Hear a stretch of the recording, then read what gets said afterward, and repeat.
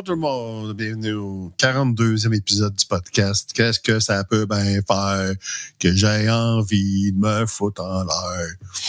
C'est pas ça, hein? D'ailleurs, beaucoup de gens pensent que c'est Rick Lapointe qui a écrit cette chanson-là, mais c'est surpris d'apprendre que c'est Jean-Pierre Ferland. D'ailleurs, je pense que dans la vidéo, Jean-Pierre Ferland est là. Il y a comme un petit... un genre de petit rappel pour tout le monde que Jean-Pierre Ferland était le king, évidemment, parce qu'il est mort récemment, Dieu ait son âme.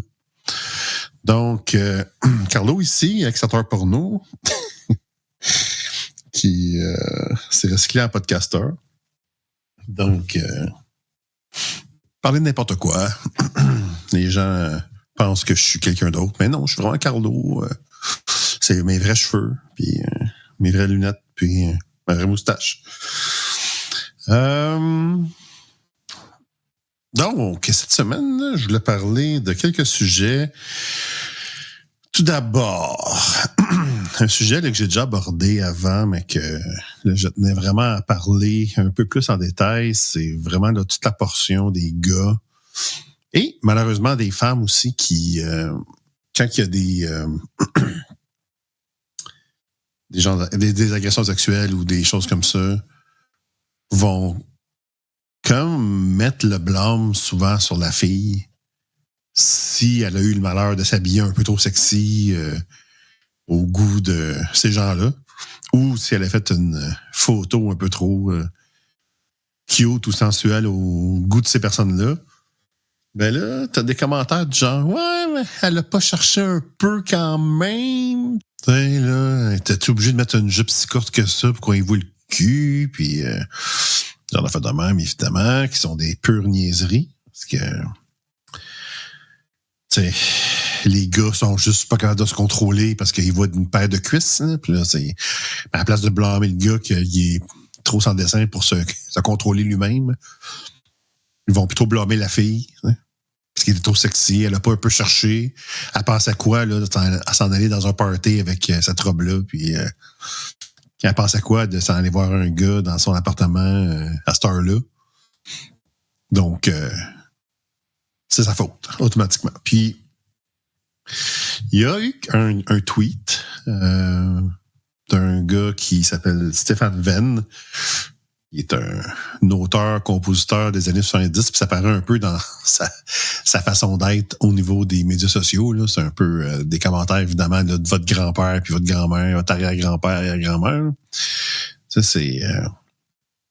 Puis dans l'extrait que vous voyez, c'est « Dieu sait pourquoi, quand je vois quelqu'un qui, pour la photo, prend une pose bouche ouverte et tête penchée sur le côté, j'ai une doutance. » Bon. Une doutance, déjà en partant, ça te donne l'âge du gars. Là. Personne dit ça. J'ai un doute. OK. Une doutance. Quand je suis allé voir, parce que, bon, je connaissais le mot, mais j'ai dit, je vais aller voir pareil, qu'est-ce que ça dit sur Internet? Ben, ça dit vieux français, expression vieux français. C'est un peu comme votre grand-père qui dit crétac. Ou ben, je suis allé faire la grosserie. Je suis allé mettre de la gasoline dans la machine. Ben, doutance. C'est un peu dans le même genre. Fait que, évidemment, là, on se demande, mais de qui parle exactement quand il dit ça? Quelqu'un qui prend la photo, bouche ouverte, tête penchée. Bouche ouverte, tête penchée. Hey, là, t'as un peu, là. Je m'imagine de voir la méchante pétasse qui va prendre une photo de... Bon. Tu sais, la photo est en noir et blanc, là, pour ceux qui ne voient pas l'extrait vidéo. Là. La photo est en noir et blanc. Jolie fille, là, on la colline. Léa Clermont-Dion, là, elle a fait beaucoup de... Elle a poursuivi un producteur, je pense, là, Michel David, ou un journaliste là, qui l'a tapoté parce qu'il s'est dit, justement, probablement qu'il était trop cute, puis un commentaire à la Stéphane Venn. Là. Ah, elle a la bouche ouverte à moitié, elle me regarde de la tête penchée. D'après moi, ça veut dire que, tu sais, elle me veut. Non. Non, pas, là. Puis, tu vois, la photo est vraiment... elle sourit même pas, là. C'est une photo noir et blanc prise presque par un professionnel. Tu vois le plus bas que tu vois sur son corps, c'est son cou, là. Mais ça, pour Stéphane Venn, c'est suffisant. Là. suffisant pour dire j'ai une doutance, là. J'ai une doutance. Ouais, M. Venn, c'est beau, là. Retournez en résidence, là. Hein? Mangez mou, là, monsieur Venn. C'est important, là. Les gens vont me crucifier. Là. Hey, il abonne beaucoup à la culture du Québec. Ouais, il donne un peu moins à la culture en ce moment. Avec tes commentaires stupides du genre, mettre le blâme sur la fille. Fait que là, à la place d'appuyer la fille et de dire, tu sais, elle avait raison de se plaindre, elle a raison de pouvoir se faire toucher par un vieux cochon qui met la main sur le cul puis qui l'embrasse un petit peu trop proche des lèvres là, quand il se posait de l'embrasser ses joues. Ben là, regarde la photo. Là, elle a la tête sur le côté. On s'entend que ça veut dire prends-moi par en arrière. Et en plus, elle a la bouche ouverte. Okay, ça veut dire viens sur mes lèvres. Et on calisse. C'est ça. C'est toujours le blâme blâmer la victime. Ça, c'est un vieux mythe qui est très dur qui est très, très long à changer. Puis, ça vient aussi d'un peu de... Tu sais, puis, quand c'est des hommes, tu fais, OK, c'est juste des morons, là, des câbles, mais là, il y a des femmes qui disent, moi aussi, j'ai un malaise. T'as un malaise avec cette photo-là. Là, vous la voyez, ceux qui... Sinon, elle va être dans les notes du podcast, là, mais ça fait un malaise avec cette photo-là, really, là. Il peut pas être plus innocent que ça, une photo, là. Mais oui, tu sais, elle aurait peut-être pas dû se mettre du mascara, tu sais. Elle aurait dû avoir des poches en dessous des yeux, puis peut-être s'il avait manqué 2 dents, ça aurait été pas pire. Après ça, je sais pas, là, les cheveux peut-être plus sales, ça aurait été mieux. T'aurais peut-être eu un moins gros malaise. Karen, si elle avait eu les cheveux sales, courts, tu sais. Hein? La fille apparaît bien, mon Dieu Seigneur. Peux-tu bien pas te faire prendre en photo, même si... Puis surtout pas avec des yeux séducteurs, là, puis la bouche entrouverte, puis surtout pas la tête penchée. Là. Puis tu sais, t'aurais l'impression que tu disais, bon, ben ça, c'est juste une vieille génération, puis la nouvelle génération a compris, mais malheureusement, non. Tu regardes, là, c'est toutes sortes d'histoires qui sortent de jeunes hommes qui se permettent d'agresser des filles parce que eux autres venaient faire l'amour. La madame, elle venait pas faire l'amour, mais moi, il venait faire l'amour. C'est ça. Puis là, après ça, ils se font poursuivre aux criminels quand ils se font poursuivre aux criminels, parce qu'on s'entend que c'est très peu de femmes qui y vont, là, parce que, justement, pour pas se faire dire oui, mais ça, c'est une photo de vous cette soirée-là. Bon, vous avez un chandail bédaine. Pensez-vous pas que ça aurait été plus approprié d'avoir un chandail de Noëlette trop grand pour vous? Tu sais, au moins, le monsieur, il n'aurait pas eu envie de copuler cette soirée-là. Donc, vous ne seriez pas ici aujourd'hui. OK, mais on peut tous regarder le gars. Le gars, c'est un cave, là. Il est pas capable de se contrôler. C'est pas ça le nœud du problème. C'est pas l'éducation du gars, le nœud du problème, de dire j'ai l'ai, la malade, il la trouve belle, moi, il m'a fait mettre mon pénis dans son vagin.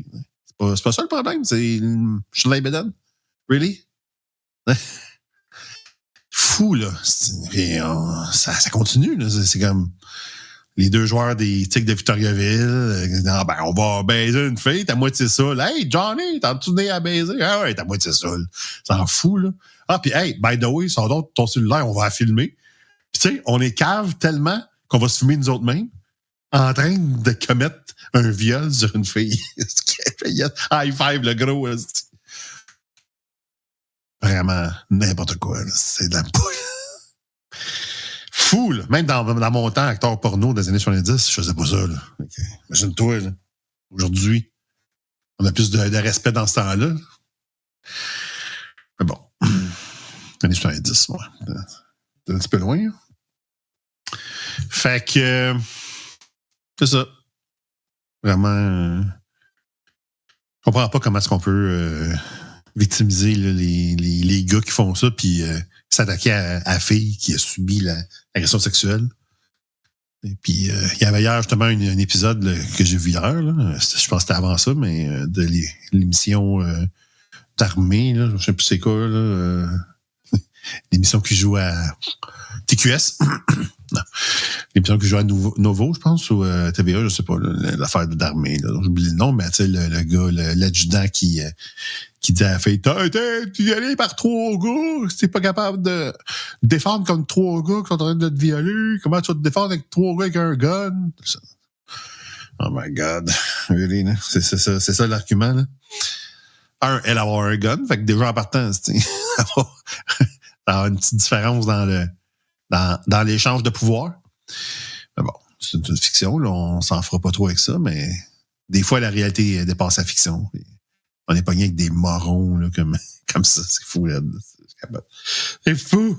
Dans les nouvelles qui m'ont retenu mon attention, évidemment, je ne parlerai pas des affaires que vous avez toutes vues, là, mais pour une nouvelle, un couple trouve un inconnu vivant dans sa maison à son retour de voyage. Ça doit être l'enfer. Tu rentres chez vous, tu as un taouin. Là, dans ce cas-là, c'est vraiment un taouin. Là. Il rentre chez vous, puis là, tu es dans un... Tu reviens de voyage, puis là, tu as ce taouin-là, c'est fou. Bien étendu dans le divan, en train d'écouter le hockey, les méchants mordis canadiens contre Columbus. Là, tu fais oui, allô? Moi, en plus, tu sais, chez nous, il y a des caméras, là, fait que, avoir été en voyage, j'aurais vu le gars rentrer, j'aurais fait excuse-moi, t'as aidé? Le gars arrive là, c'est comme si de rien n'était, puis pas de problème, là, je rentre tout de suite, ça a l'air beau, m'asseoir ici, là. Fait que, dans l'article, ils disent, je raconte ça un peu, là, dans le fond, là, c'est un couple de Kamloops en Colombie-Britannique a retrouvé un inconnu dans sa maison au retour d'un voyage à Vancouver. Rob Baker et Elena Pavenen ont alerté les autorités qui ont ouvert une enquête. Le 24 juillet dernier, M. Baker et Mme Pavenen ont trouvé un homme en jean, torse nu, et en plus, il transpirait sur le divan, torse nu. Il faut soit à l'aise. Pour être torse nu, il faut que tu sois à l'aise en maudit. Là. Même moi, chez nous, je suis pas torse nu. Faut que tu sois la bédane à l'air chez quelqu'un. T'es même pas chez vous, la bédane à l'air. Mais dans un Airbnb, je me mets pas bédane. Je lui ai demandé ce qu'il faisait là. Raconte Rob Baker. L'individu a répondu que quelqu'un d'autre lui avait dit qu'il pouvait rester dans la maison. Et quelqu'un d'autre. Fait que là, première idée qui m'est venue en tête, c'est OK, il y a un tata qui a affiché cette maison-là dans un Airbnb. Par contre, comment il est fait pour rentrer s'il n'avait pas les clés? Mais, tu vois ça, tu rentres dans tu prends un Airbnb, puis tu arrives dans la maison, tu te mets torse nu, puis tu ranges ton stock, torse nu, tu le quittes, puis le moment donné, il y a un couple qui rentre. Qu'est-ce que tu fais ici? Donc, toi, qu'est-ce que tu fais ici? Ben, c'est chez nous. OK, ben, je suis. C'est quoi son nom à lui? Régent. OK, mais je m'en fous. T'es Régent, qu'est-ce que tu fais ici? Non, ben, je suis Régent, là, c'est moi qui ai loué votre maison. Ah, vous louez notre maison. Ça, on n'est pas. C'est pas une location, là. Ah oui, sur Airbnb. Vous, c'est Tim? Non, moi, c'est pas Tim pantoute. C'est Rob Baker, puis elle, c'est Elena Pavenen. Puis on a alerté les autorités qui ont ouvert une enquête. Le gars, OK, ben là, moi, je me suis fait un steak, là. Je peux-tu comme au moins finir d'écouter ma série avant de m'en aller? Fait que là, le couple a appelé la police. Ce qui a amené l'homme à courir vers la cour arrière, puis à sauter par-dessus la clôture pour fuir. Bon. On s'entend que le gars, il savait qu'il n'y a pas d'affaire là. Sinon, tu ne peux pas courir. Tu sors ta feuille d'Airbnb, puis tu dis, je vais attendre la police. Je vais montrer que j'ai bel et bien loué la maison. Ouais, il n'a jamais dit que c'était un Airbnb, là, mais bon, on s'entend que son affaire de quelqu'un m'a dit que je peux rester ici, c'était de la bullshit. Fait que plusieurs agents de la GRC à Kamloops ont été déployés sur les lieux. Les policiers ont dit ne pas avoir trouvé l'homme à ce moment-là. L'intervention leur a toutefois permis de saisir des objets lui appartenant afin de mener un examen médico-légal. L'enquête est toujours en cours. L'homme a été décrit comme mesurant 1,77 m. Bon, ça veut dire à peu près 5 pieds 9, ça. Pas très grand. Donc, entre 1,77 m et 1,82 m. Fait entre, mettons, 5 pieds 9, 5 pieds 10 puis 6 pieds. Plutôt musclé, avec les cheveux ras. Bon. Puis en chess. Fait que l'intrus s'est permis d'utiliser le lit de Rob Baker et d'Elena Pavenen. Je sais pas pourquoi ils mettent les noms de famille. Tu sais, au début, OK, c'est correct, mais après ça, tu faisais juste Monsieur Baker ou Rob puis Elena. Un téléviseur, ainsi que la machine à laver. Il y a eu le temps de faire une brasse en plus. Rien de trop beau. Depuis quand le couple est entré dans la maison, l'homme venait se faire un repas dans la poêle en fonte du couple. Hey, là, non. Là, OK. Là, ça va faire. Là, tu peux coucher dans mon lit. Là. Tu peux faire une brassée. Mais lâche ma poêle en fonte. Là. Hey, ça, là, inacceptable. Là, c'est quelque chose que je suis pas capable. Touche pas ma poêle en fonte. Tellement dur à entretenir en plus. Là. Je suis sûr qu'il y a... Ah, puis juste à côté de la poêle en fonte, il y a un ustensile en métal. Oh my God, il a scrapé la poêle en fonte avec son ustensile en métal. Là. Oh, je capote. C'est ça la pire de l'histoire pour moi. Là. Et la poêle en fonte, t'es même pas lavée en plus, là, sa photo, tu vois qu'il reste des graines de pas trop quoi, là, d'omelette. Cependant, il n'a ni endommagé ni volé les biens de la maison. Ça aurait pu être pire, fait valoir M. Baker. Bon, ça aurait pu être pire. Ça aurait pu être mieux aussi, s'entend. Il aurait pu pas utiliser la poêle en fonte. Déjà en partant, ça aurait été pas pire. C'est un gars propre, ajoute Mme Pevenen. Il a été bien éduqué. Bon, bien éduqué, tu rentres pas chez le monde de même, puis tu n'utilises pas la poêle en fonte. Il avait tous ses sous-vêtements bien pliés dans le tiroir de mon mari. Il a comme tassé les bobettes du mari, puis il a mis son stock dans le tiroir. On donc. Ben, au moins, tu sais qu'ils les ont lavés avant. Là. Au moins, c'est déjà ça de prix. Elena Pevenen croit que l'homme est entré par la porte de la véranda, que le couple avait laissé déverrouiller en quittant rapidement. Voilà, c'est un peu con. Il me semble la logique voudrait que tu barres tes portes. Là. On n'est pas dans le Canada de Michael Moore. Là, je ne sais pas si vous avez vu ce reportage-là. Là. Parce qu'il fait le tour des maisons, puis il rouvre les portes, puis les portes sont débarrées, puis le monde ah ouais, on débarre pas les portes, ça. Ouais, c'est peut-être en région, là. Peut-être dans les villages. Là. Je peux dire qu'à Montréal, tout le monde barre sa porte. Moi, je barre ma porte, en tout cas. Elle explique que le système d'alarme au domicile auparavant, mais que M. Baker l'a enlevé à la suite de plusieurs fausses alarmes déclenchées par le dispositif. Ouais, mais tu vois, si tu avais un système d'alarme, ta poêle en fond n'aurait pas été utilisée. Tout ça pour dire que le gars rentre chez eux, il y a une machine, il y a quelqu'un dans sa maison. Mais deux affaires. En chess, il a utilisé la poêle en fond. C'est les deux affaires, là. Juste ça, je brûlerais à la maison. Bon, j'amènerais la poêle en fonte avant, là, mais je brûlerais à la maison. Là. Je repartirais ça sur des nouvelles fondations. Là. Tu sais pas aussi que c'est à côté le chess chez vous. Alors ça, il s'est couché dans ton lit. Hey, là, brûle les draps puis il va en acheter d'autres. Là. OK. Les gens. Autre nouvelle, un voleur de... Bon, ça, c'est pas mieux. Là. Un voleur de sous-vêtements féminins a filmé 14 femmes à leur insu. Premièrement, il faut voir la face du gars. Là. Les dents, là, je sais pas. C'est un dentier, là, mais come on, bro. C'est quoi ces petites dents-là? Là? Aucun Christy de bon sens. Là, sont comme mal...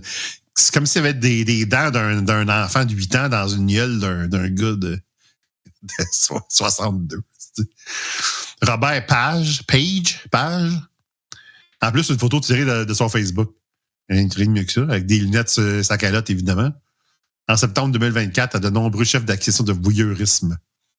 C'est un voleur de sous-vêtements féminins des Laurentides a filmé à leur insu une quinzaine de femmes de son entourage, en plus de son entourage. Fait que là, on s'entend qu'il a filmé ses nièces, ses sœurs, ses belles-sœurs, sa mère. Le voyeur avait même accumulé plus de 12 000 photos d'une victime, en plus de conserver une collection de sous-vêtements volés. 12 000 photos. À partir de combien tu te dis, ouais, là, je n'ai peut-être assez de photos de ma nièce qui se penche pour aller chercher quelque chose en dessous de la véranda? Collection de sous-vêtements. Robert, j'avais dit 62 ans, il y a 64. Fait que tu vois, peut-être que sa photo, il y avait 62. Robert Page, résident de Grenville. Ça s'invente pas, là. Right? Grenville. Come on, guys. Really? Les sous-vêtements, Grenville? Quelqu'un qui... Non? Ça vous tente pas de... Merci. OK, c'est correct. Pas si drôle que ça. A plaidé coupable la semaine dernière au palais de justice de Saint-Jérôme de 15 chefs d'accusation de voyeurisme et de chefs de vol de sous-vêtements. Il sévissait depuis 2005. Tu sais, le gars, il a 64. Ça veut dire, en 2005, à 20 ans, il y avait... Si mes maths fortes 4,32 sont bonnes. Tu sais, il y a 42. Il y a 44. Fait que là, à 44 ans, il a commencé à dire, ah, sais-tu quoi? Sais-tu qu'est-ce qui me ferait bander? Ben, filmer à leur insu Martine, ma belle-sœur, puis Josiane, ma nièce, puis Muriel, ma mère. Ça me ferait capoter. À 44 ans. Là. Avant ça, il a comme fait, bon, non, là, je vais, comme tout le monde, là, je vais sur Pornhub, puis je m'arrange avec mes affaires. Il s'est fait depuis 2005. Les observations sur la peine sont prévues en janvier prochain. Il demeure en liberté d'ici là. OK? Non, je comprends que là, ses proches doivent pas vouloir être proches de lui. Son entourage ne doit pas vouloir l'entourer. C'est une clé USB oubliée par terre qui a causé sa perte. Une clé USB en 2024. Bro. Come on. Cloud. Quoique ce cloud peut te faire pogner aussi, ça me dit. Hein?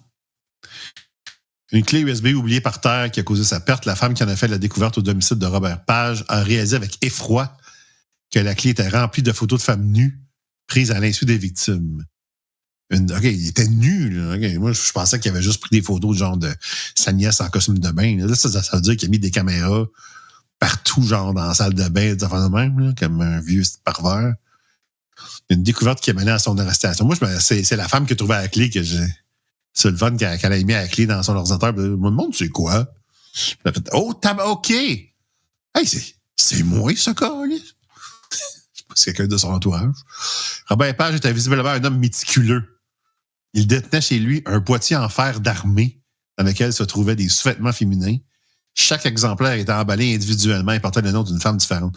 Mais tu sais, ça, là, il y a bien des OnlyFans qui font ça. Hein, bien des filles. Puis ça, pour moi, c'est dégueu. Là.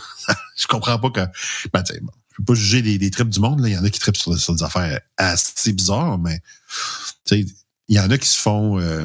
demande à des filles d'OnlyFans de porter des sous-vêtements, puis après ça, de s'y frotter, puis des mettre tout de suite dans un... Même il y en a qui demandent de uriner dessus, puis des affaires de même, là, ou de se masturber pendant qu'ils ont la culotte, puis après ça, de leur envoyer. Là, c'est fou, raide. Je sais pas ce que tu fais. Quand tu reçois ça par la malle, t'es tout excité comme un jeune homme, puis après ça, tu ouvres ça, puis là, tu fais une sniff. Ah oui, c'est ça, ça sent ça. Ça sent ça, là. Ah oui, c'est que ça... Ah, là, je la sens, là. Peut-être ça qui est arrivé. Là. Peut-être que Robert Page a demandé à des gens, à des filles d'OnlyFans de lui envoyer des sous-vêtements. Dans ses ordinateurs, Robert Page avait un album attitré pour 41 femmes. Un album attitré pour 41 femmes.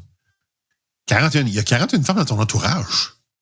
J'ai même pas 10 femmes dans mon entourage. Ouais. Là, tu peux avoir 41 femmes dans ton entourage. Une grosse famille.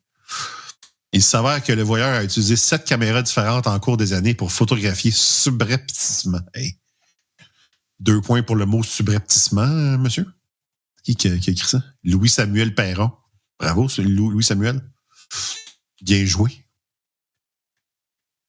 Photographier subrepticement ses victimes. Dans sa maison, il avait installé 2 caméras dans la salle de bain. Je l'avais même pas lu, puis je le savais. Come on!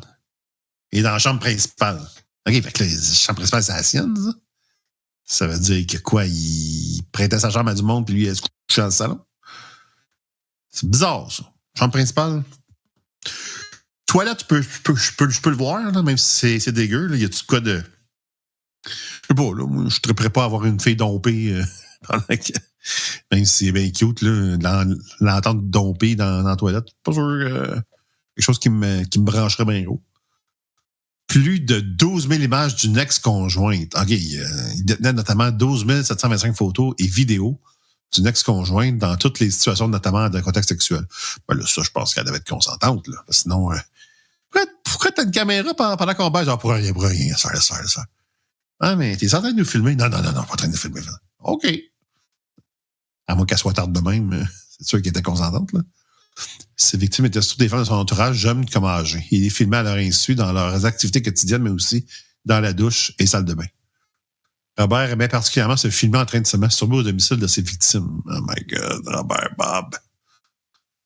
Malade, Bob, là. En tête, là. Pas soigner sa presse, là. Il maintient d'être jamais entré par infraction chez celle-ci, en plus de voler les sous-vêtements de ses femmes. Il aimait se filmer en train de poser divers gestes sexuels dans le domicile de ses victimes. Ouais, il air fourrait. Là, il faisait des gestes du bassin comme s'il tenait quelqu'un. Hey, c'est fucké, là, ça, cette histoire-là. Sur certaines vidéos, l'accusé est vu en train d'avoir des relations sexuelles avec un mannequin pendant qu'il regarde lui-même des vidéos voyeuristes qu'il a faites. Peut-on lire dans le résumé des faits. Hey, c'est rendu élaboré là, comme plan. Là. Je suis épuisé juste à lire ça. Là. Comment est-ce que tout ce qu'il a mis en place, là, juste pour pouvoir se crosser sur des photos, pauvre gars. Mais pauvre gars, c'est un tata, on s'entend. Là. C'est un débile mental. Mais Alice, Bob, il y a un système. Robert Page faisait également des montages photos sexuellement explicites avec ses victimes, où il ajoutait des bulles de dialogue. Photos de son ex. Oh my God, des photos de dialogue, des bulles de dialogue. Check bien ça si ça disait pas « Oh mon Dieu, Robert est grosse. Oh non, tu vas me faire mal avec ton gros chef, Robert. Oh, Robert. Je te veux là tout de suite, Robert. Oui, vas-y, Robert, s'il te plaît, Robert. » Jesus Christ. Fou, là. Ah. Pour mes talents d'acteur, je pense. L'une des victimes était d'ailleurs mineure. Ouais, ça, c'est pas drôle. Là, il ajoutait parfois le corps d'actrice pornographique et remplaçait le visage par ceux de ses victimes. Ouais, ça. Pour avoir du temps à perdre dans le temps, là. Putain, là. Tu fais asseoir? Oh, je sais pas. Ben occupé, ben dans le jus de ce temps-là. Ouais, qu'est-ce que tu fais? Ben, tu sais, Josiane, ta nièce, ouais, prend sa face, la met sur la photo de Stormy Daniels. C'est gros. Je capote, j'aime ça. Puis là, je fais une bulle de dialogue qui dit « Ah oui, mon oncle Robert, s'il vous plaît, prends-moi. » Jesus, buddy. Maître Stéphanie Gilbert représente le directeur des poursuites criminelles et pénales. OK, bon. Marie-Ève Duplessis défend le délinquant. Ouais, c'est comme disent les Anglais, to put it mildly. Délinquant. Détraqué. On est rendu à la période réponse au courrier des auditeurs. Ben ouais, il y a du monde qui m'écrivent et qui me disent. Tu sais, je vous invite d'ailleurs à poser des questions. Ça me fait plaisir de répondre. Tous les sujets. Moi, Carlo, ex-acteur porno, je connais pas mal tout dans la vie ce qui se fait. Là. Fait que, tous les sujets. Première missive que j'ai envoyée, que j'ai reçue plutôt. Donc, premier message. Es-tu pour ou contre Jeannette Bertrand? Ça vient de Lucie, waitress chez Scores. Bon, pas grand-chose contre Jeannette Bertrand. Hein? D'ailleurs, est-tu encore vivante, Jeannette Bertrand? Hey, je pense qu'elle a pas loin de 100 ans, Jeannette Bertrand. C'est un peu. Je vais aller voir ça. Ce qui est le fun, c'est que je peux taper en même temps que je vous parle. Jeannette Bertrand, journaliste et comédienne. 99. Oh my God! Et tu te rends compte que son mari, Jean Lajeunesse, est mort en 91. Ça veut dire, ça fait plus que 30 ans que son mari est mort. Fait, tu penses que ça se souvient de son mari à ce point-là, là, genre dire des fois, mon Johnny me manque. Là. 99 ans, 25 mars 1925. Ça veut dire que dans à peu près 6 mois, si c'est encore là, elle va taper le 100 ans, Jeannette. Moi, le plus vieux que j'ai vu, Jeannette Bertrand, c'est dans le film Aurore, l'enfant martyr. Elle joue, je pense, la tante de Aurore. C'est ça? Sa tante ou quand tu as quelque chose de même. Puis, c'est en noir et blanc solide, là, genre dans une étable là, avec des chevaux puis tout. Là, mais c'est comme vieux là, comme le monde. Puis Jeannette, elle n'a pas comme 3 ans et demi là, en couche. Là, elle a comme facilement dans vingtaine. Là. Bon, peut-être plus jeune un peu, peut-être 16, 17, 18. Mais la femme martyr, c'est quand, ça? Si je vais dans son Wikipédia, ils doivent bien me dire ça. Bon, Jeannette, elle a étudié, Albert. Écoute, quand ton père s'appelle Hormistase Bertrand, puis ta mère Alma Bédard, tu sais que t'es pas né de la dernière pluie. Hormistaz. Il faut ramener ce prénom-là. Vous avez un gars... vous êtes enceinte comme couple. Parce qu'évidemment, c'est le couple qui est enceinte. Là. Premièrement, faites pas de maudit gender reveal. Là. Élaboré avec un avion, là, s'il vous plaît. Là. Dites juste, ouais, bonne nouvelle, c'est un gars. Ça fait un job. Là. Hormistaz Bertrand. Fait que, appelez-la Hormistaz. Vous n'êtes pas game. Puis si c'est une fille, appelez-la Alma. Fait que là, à la fin des années 50, elle a joué dans Toi et moi, elle a écrit dans Toi et moi. Il parle pas de Aurore l'enfant martyr, mais tu vois que c'est avant les années 50 parce que Toi et moi, c'est après ça, là. Comment je sais ça? Je suis même pas né. Bon. OK, ben quand même. Quelle famille? OK. Bon, homosexuel, blablabla, vie privée, mon cœur, théâtre, écriture, animation, rôle à la télévision, Toi et moi, rôle au cinéma. Bon, alors la femme artiste, c'est en 152 quand même. Fait que, tu sais, elle est née en 25. Fait que j'avais raison, elle avait 27. Fait que, tu fais ça? 27? Les maths sont bonnes. Quand même, je pensais qu'elle était plus jeune, elle avait un peu plus jeune. Mais tu sais, déjà là, elle était proche de la trentaine, c'était des années 50. Là, elle en a vu des affaires, la Jeannette. Fait que pour répondre à la question, je suis pour Jeannette. Je suis pour qu'elle prenne le 100 ans et qu'elle dise yes! Imagine, tu sais, t'es né, mettons, en 1962. Puis là, tu vas voir l'année 62 du prochain millénaire. 2162. J'ai fait 100 ans. Là. Tu vu des affaires quand t'as fait 100 ans? C'est effrayant. Je me rends à 100 ans. Ben, tant que j'ai de la santé, ça va. Après ça, coupez-moi ça le plus vite possible. Deuxième question. Oh boy. OK. Tu penses quoi de Lane Hudson? Ah, si boy. Kevin de Lévis. Moi, je pense que tu peux pas avoir ton diplôme de secondaire, certain. Là. Fou, là. Raide, là. T'as pas un mot de bien écrit dans ton affaire, à peu près, à part deux pis tu. Je pense quoi de Lane Hudson? Ben, je pense l'affaire suivante. On va en parler avec notre expert hockey, notre ami Renaud Lacroix, notre expert hockey. Fait que, mon ami Renaud, es-tu là? Salut, Carlo. Salut, Renaud. T'as-tu dépompé depuis la dernière fois? Ah ouais, c'est correct. On parle-tu de hockey? Ouais, veux-tu parler de Lane Hudson? Non, je veux parler de l'année McDonald. Ben oui, Calvaire, je veux parler de Lane Hudson. Qu'est-ce que tu penses, Tata? Hey, as-tu vu le nouveau podcast Radar de Pierre Lebrun? Ouais, puis? Ça va être cool d'écouter un vrai insider francophone au lieu d'un asti de fauné qui fait juste prendre les infos des autres. Pas sûr de comprendre où tu vas en venir. C'est bye, Renaud. Hein? Bye. Petit Renaud. Je devrais le faire parler en anglais à un moment donné. Fouet.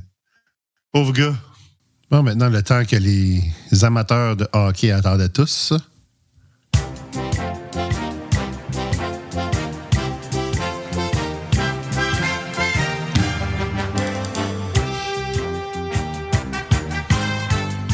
La saison de hockey qui commence. Fait qu'on s'est dit, bon, ben, hey, ça va être le fun, là, le Canadien. Ils ont enfin un top 6 complet avec un bon joueur qu'on a été chercher, Patrick Laine. On a Lane Hudson qui arrive à défense. Il va pouvoir améliorer la PowerPoint. La PowerPoint. Ah, il doit y avoir des PowerPoint là-dedans, c'est sûr, mais améliorer le PowerPlay, surtout. Canadien. Et finalement, Patrick Laine se fait démolir le genou par un nowhere qui jouera jamais dans la Ligue nationale, qui sait pas comment jouer. Puis là, le monde commence à envoyer des menaces de mort aux joueurs, à sa famille. Là. Ça, l'affaire des menaces de mort, là, à tous les fois qu'il se passe quelque chose, là, on peut-tu comme... Tu sais, c'est le fun, t'es dans ton salon, puis t'as accès à la personne directement quand t'es en crise. Là. D'ailleurs, quel bon segue pour dire qu'on devrait pas avoir du port d'armes. Là. Tu sais, si n'importe quel moron n'est pas capable de se contrôler puis envoie des menaces de mort à la personne dès qu'il fait quelque chose, tu sais, que ce soit une joke qu'ils n'ont pas aimé ou n'importe quoi. Là. À un moment donné, calmez-vous la menace de mort. Là. Ça va être correct, là. Tu sais, gérez-vous, là. On dirait que vous êtes des enfants sans incapables de gérer leurs émotions, là. Puis, menace de mort! Non, non. Calmez-vous, pompon, là. Ça menace de mort, ça n'a aucun sens, là. C'est bol, là. OK, c'est plate, là, Patrick Laine, là. Puis, oui, le gars, il a fait un jeu de moron, là. Mais ça reste du hockey, guys, là. Calmez-vous, là. La Terre va continuer à tourner de main, là. Je suis autant fâché que vous autres, là. J'aurais autant que voulu que, enfin, on ait une année que le top 6 n'a pas de blessures graves puis qu'on puisse voir ce que ça a vraiment l'air, mais on n'a pas encore l'indication de le temps que l'aîné va manquer, mais c'est sûr que ça va être long, là. Bon. Au mieux, là, 4 à 6 semaines. Genre jusqu'aux fêtes, au mieux. Puis au pire, ben là, il est perdu pour la saison comme Kirby Dach. Là. Puis je comprends que c'est pas exactement la même blessure, sûrement pas la même blessure que Kirby, là, mais juste dans le sens de le temps qu'il va perdre. Puis tu sais, mais au-delà de tout ça, tu sais, il illustre 2 points. Premièrement, les matchs hors concours, là, quand tu invites des joueurs qui sont pas de calibre, puis qui se font contourner comme chose pareille, là, je pense que c'est Frédéric son prénom, tu sais, il a juste réagi, puis tu sais, le monde dit que c'est intentionnel, c'est pas intentionnel, là, mais c'est un jeu dangereux. Le gars, il a pas les capacités pour contrer Patrick Laine qui s'en vient avec la rondelle. Fait qu'il fait un jeu dangereux, c'est-à-dire sortir la jambe puis essayer de le plaquer alors qu'il est totalement immobile sur la ligne bleue. Puis au lieu de reculer ou au lieu de passer avec Patrick Laine, il est complètement immobile. Fait que Patrick Laine, lui, il vient pour le contourner comme un cône orange. Puis l'autre, ben, de façon désespérée, il étend la jambe puis les bras, puis là, malheureusement, le genou de Laine prend tout le choc. Puis là, c'est plate parce que Laine, les 2 dernières saisons, il a été très souvent blessé. Là. Je pense que l'an passé, il a joué comme 19 games là, ou quelque chose de même, mais en même temps, il y avait une partie de ça que c'était le programme des joueurs. Mais tu sais, tu veux revenir, puis là, tu dis, OK, là, je change d'équipe, c'est une nouvelle étape dans ma carrière. C'est un nouveau départ, puis là, tu te fais blesser sérieusement. C'est comme, pauvre gars, là. Honnêtement, je sais, il doit être en train de se dire, je continue dessus, là. J'ai tous les millions qu'il me fallait, là. J'ai une belle blonde, j'ai 2 chiens. Je continue dessus, là, à faire ça. Tu sais. Okay, je sais pas, honnêtement, qui annoncerait sa retraite que je ferais. Make sense. Je pense pas qu'il va faire ça. J'espère qu'il fera pas ça, parce que j'aimerais ça le voir jouer dans l'uniforme du Canadien, mais quand même. Je tomberais pas en bas de ma chaise s'il annonçait sa retraite. Il disait, moi, je suis tanné, là. Les blessures, là, mon corps suivra pas. Là. Puis, ce qui est important pour moi, c'est ma santé, puis ma tête, puis tout ça. Fait que, pauvre gars, là, c'est vraiment désastreux. Puis encore une fois, ben, le Canadien est durement touché à un de ses joueurs clés, comme les 2 dernières années où on a établi des records de blessures. Ben, là, encore une fois, grosse blessure. Fait que c'est ça. C'est vraiment dommage. Mais, si on va aller dans les bonnes nouvelles, ben évidemment, on va voir finalement, après avoir eu un avant-goût la saison dernière de Lane Hutson, le défenseur petit format, mais très spécial du Canadien. Ils ont repêché en fin de 2e ronde. J'ai vu des spécialistes qui n'ont vraiment rien à voir avec le Canadien, là, je pense qu'il y en a un qui a un genre de service de recrutement qui s'appelle Redline. Il avait été sur le podcast de Denis Marinaro l'année passée, puis qui avait dit si tu refais le repêchage aujourd'hui, si Lane Hutson fait 5 pieds 10 comme qu'il fait là, il part au top 5. Là. Fait que le Canadien a mis la main sur une pépite, ou une licorne, comme on dit. Hâte de voir comment il va se débrouiller dans la Ligue nationale. Je suis vraiment pas inquiet. Il a le talent pour. Puis les gens disent peut-être ça serait bon qu'il aille à Laval. Ces joueurs-là, là, spécial, élite, vont pas dans la Ligue américaine. Là. Très, très rarement. Puis quand ils vont, c'est pour quelques matchs. Là. Genre Cole Caulfield, qui est arrivé, puis qui avait joué comme 2-3 matchs à Laval, puis qui était monté tout de suite après. Nick Suzuki n'a pas touché à la Ligue américaine. Ces joueurs-là, là, de ce talent-là, c'est bien rare qu'ils vont toucher à la Ligue américaine. Puis s'ils le font, ça va être très, très court. Là. Fait que je disais aux gars, je disais aux joueurs, pas aux joueurs, mais à ceux qui disaient ça, puis ça fait 2 ans que je dis qu'il n'ira pas dans la Ligue américaine. Là, parce que je le vois. Moi, j'ai vu à peu près tous ces matchs à Boston University. Puis, même si c'est de la NCAA puis c'est pas du pro, quand même, t'es capable de voir la dominance du joueur. Puis, no way que ce joueur-là allait apprendre plus dans la Ligue américaine que de côtoyer des joueurs de la Ligue nationale. C'est le genre de joueur qui va être encore meilleur avec des bons joueurs. Souvent, à BU, il faisait un jeu magnifique, là, puis il faisait une passe que personne n'avait vue, mais le problème, c'est même son joueur, il ne savait pas qu'il était pour recevoir une passe. Là, fait, il y avait un but ouvert, mais il swingait dans le beurre ou bien il perd la rondelle. Là. Fait que des choses qui arriveront beaucoup moins dans la Ligue nationale. Là. Fait que très, très content de voir Lane Hutson. Évidemment, il va améliorer un peu son explosion sur patin. Là, puis ça, c'est pas...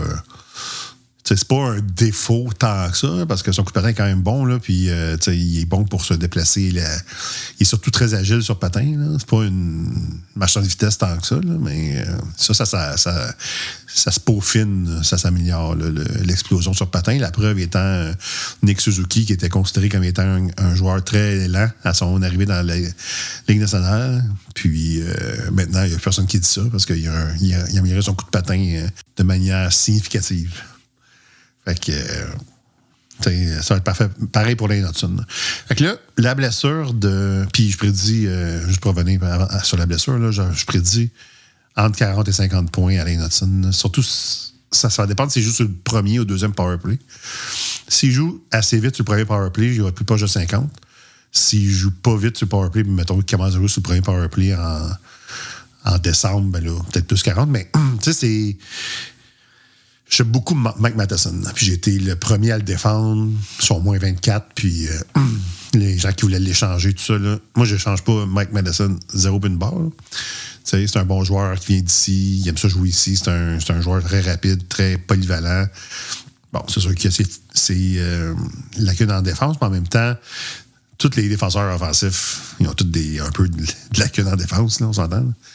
Puis, tu sais, j'ai l'impression que Mike Matheson, si tu le fais jouer moins, il va être plus efficace. T'sais. Fait que, en le faisant jouer moins, à cause que maintenant, tu as Lane Hutson puis tu as d'autres joueurs qui peuvent remplacer. Puis, il n'est pas obligé de faire tout sur la glace parce qu'il n'y a personne pour faire quelque chose à son niveau à lui. Ben, il va peut-être arrêter de jouer 23, 26 minutes, puis il va peut-être tomber plus à 19, 20 minutes. Puis là, ben, ça va peut-être plus dans son range, où est-ce qu'il demeure performant. T'sais. Puis quand puis là, le monde disait, ouais, mais là, Matheson, 62 points l'an passé, tu peux pas vraiment l'enlever du premier powerplay. Le powerplay, il a fini 27e l'année passée. Là. Alors, on peut s'entendre qu'il n'y a personne qui a mérité un poste. Là. Quand tu finis 27e, il n'y a personne dans l'équipe qui est assuré d'un poste sur le powerplay. Là. Si le powerplay avait fini dans le top 10, je dirais, ouais, OK, effectivement, vous avez un point. Là. C'est un peu grâce à Matheson, mais Matheson, il a ramassé beaucoup de ses points à 5 contre 5. Fait que c'est le powerplay, c'est pas le meilleur distributeur de rondelles. Hudson a une meilleure vision, puis fait que, pas sûr qu'il a mérité de rester sur le premier powerplay, mais bon, ça semble être la tangente qu'ils veulent prendre pour le moment. C'est peut-être aussi pour un peu donner une chance à Hudson de se mettre les pieds dedans un peu. Là. Mais avant longtemps, d'après moi, Hudson va sur le premier powerplay. Puis, ben, la blessure de Patrick Laine, je pense que ça vient de sceller le sort de Oliver Kapanen. Je pense qu'il était fringe. On le renvoie-tu en Suède, on le garde dessus. Il a démontré des belles choses. Il peut jouer dans le pro. Il a montré qu'il peut jouer dans le pro. Il a montré qu'il peut jouer comme des joueurs de la Ligue nationale dans les championnats du monde. C'est un excellent camp d'entraînement, un joueur fiable, qui ne fait pas beaucoup d'erreurs. Idéalement, il serait retourné en Suède. Là. Puis tu n'aurais pas eu besoin de le garder en Amérique du Nord, mais c'est pas un gros problème de le garder non plus. Fait que, j'ai l'impression que la blessure de Laine fait en sorte que Kapanen va demeurer en Amérique du Nord au moins jusqu'à son retour. Là, après ça, je sais pas, il était supposé de l'envoyer en Suède s'il faisait pas le club. Fait que là, mettons qu'il... sais pas moi, l'année revient en janvier. Est-ce que faut que tu renvoies Kapanen en Suède en janvier, en plein milieu de la saison, ou tu peux le garder? J'imagine qu'ils vont le garder parce qu'il va y avoir d'autres blessures, c'est sûr. Là. Fait que, tu sais, un joueur comme Kapanen, tu peux le mettre au centre, tu peux le mettre à l'aile, tu peux le mettre sur un bottom 6, tu peux le mettre sur un top 6. Fait que c'est un joueur un peu passe-partout, là, que tu peux mettre un peu partout, un peu à la Artturi Leikonen. Je compare beaucoup un mélange de Leikonen et de Plekanec, pour ceux qui ont vu les deux joueurs jouer. Leikonen, dans sa polyvalence puis dans son jeu qui est impeccable sans la rondelle. Puis, mais un peu de Plekanec dans le nez parce que c'est un centre. Puis aussi, peut contribuer plus à l'attaque qu'un Leikonen. D'après moi, il a meilleures habiletés à l'attaque qu'Artturi.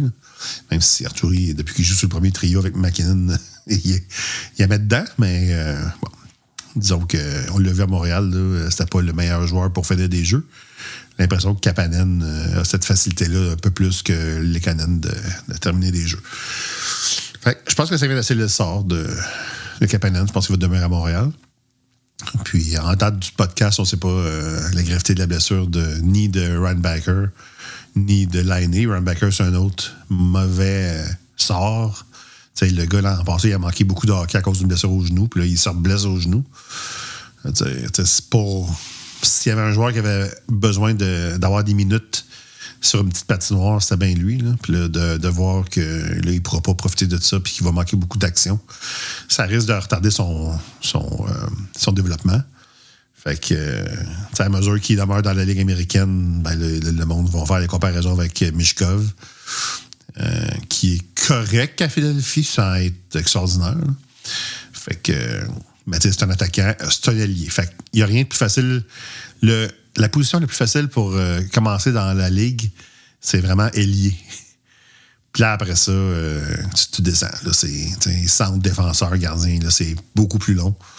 Mais ailier, là, c'est le plus facile là, que comme pour faire une intégration. Fait que je suis pas surpris que Michkov... de toute façon, Michkov, c'était joué dans la Ligue nationale ou je retourne en Russie. Là. Mais il ne m'a pas épaté dans les matchs hors concours. Puis en même temps, c'est un joueur avec du talent. Là, c'est sûr qu'il va faire ça. Mais il a marqué en prolongation. Il était où en prolongation? À l'autre ligne bleue. Alors que son joueur, il avait la rondelle à côté de son propre but. Fait que, tu te dis, OK, mais... C'est parce qu'à un moment donné, Michkov va falloir qu'il apprenne à jouer en défensive ou sans la rondelle. Parce que avec Tortorella... Puis dans la Ligue nationale, ça ne marchera pas. Là. Tu peux pas attendre la ligne bleue l'autre bord puis pas revenir dans ta zone. Là. Fait que il me donne des airs de Yakupov. Là. C'est fou. Là. Tout ce qui est autour de lui, puis j'ai des red flags. Il y a même la même corpulence, même shape un peu, là, 5 pieds 10, un peu baquet. Là, là, je sais pas. J'ai des flashbacks de Yakupov quand je vois Michkov. Là, puis ça me plaît pas. J'espère que je me trompe. J'espère qu'il va être un joueur de la Ligue nationale à longtemps pour les Flyers, mais je pense pas que c'est la vedette annoncée. Là. Il y avait un journaliste qui avait dit... je sais pas pourquoi tout le monde le compare à Connor Bedard. Là. C'est pas Connor Bedard pantoute. C'est plus un Tarasenko. Là. Au mieux, c'est plus un Tarasenko. C'est pas un Ovechkin, c'est pas un Bedard, mais il disait au mieux, puis ça, c'est un journaliste russe, il disait au mieux, c'est un Tarasenko.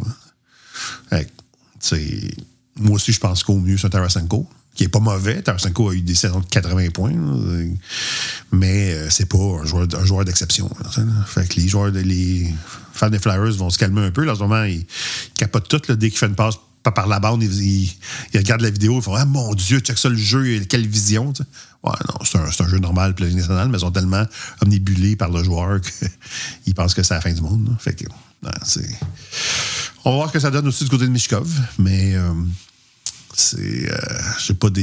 j'ai beaucoup moins d'attentes que les autres sur lui, même si je souhaite là, de réussir, mais attitude, façon de jouer, je sais pas. C'est un joueur que c'est clair quand s'il a la rondelle proche des sacs de mise en jeu, ça va être un joueur qui va être dangereux. Mais c'est sur 200 pieds que je suis pas sûr. Là. Puis dans la Ligue nationale, ça fait son temps des joueurs qui sont bons autour du filet, mais qui te nuisent plus loin. Là. Je sais pas. Je sais pas. Il va falloir qu'il s'ajuste. Il va falloir qu'il change son jeu. S'il fait ça, il y a des chances, mais il va demeurer un joueur. Quant à moi, un très bon joueur, mais à la Tarasenko. Là. Ça sera pas un joueur comme Bédard et tout ça. Là. Ça sera pas un exceptionnel comme les gens ont vu essayer de nous vendre. Tu n'as pas un exceptionnel dans la vie qui n'est pas capable de faire son club russe. Là, il n'a jamais été capable de se tailler un poste avec SKA Saint-Pétersbourg, le vrai club. Puis il a toujours été prêté à un autre club. Tu sais, quand ta propre équipe dit j'aime mieux tu joues avec une autre équipe que nous autres.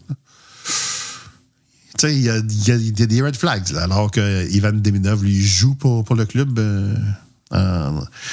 SKA Saint-Pétersbourg, puis il performe pour ce club-là avec un temps de glace limité, alors que Michka Vasochi, il pouvait faire ce qu'il voulait, il pouvait attendre la ligne bleue, puis tout le monde s'en foutait. Là, fait que ses chiffres sont un peu gonflés par ça, puis en même temps, il jouait pas tout le temps contre de la bonne compétition, beaucoup de temps de glace, powerplay, premier powerplay, tout ça, toutes des choses que Demidov n'a pas. Mais Demidov est quand même proche d'un point par match avec le SKA Saint-Pétersbourg. Fait que, puis je pense que ça va aller à s'améliorer. Ça pour dire que l'année plate, mais faites pas de menace de mort. C'est un peu idiot.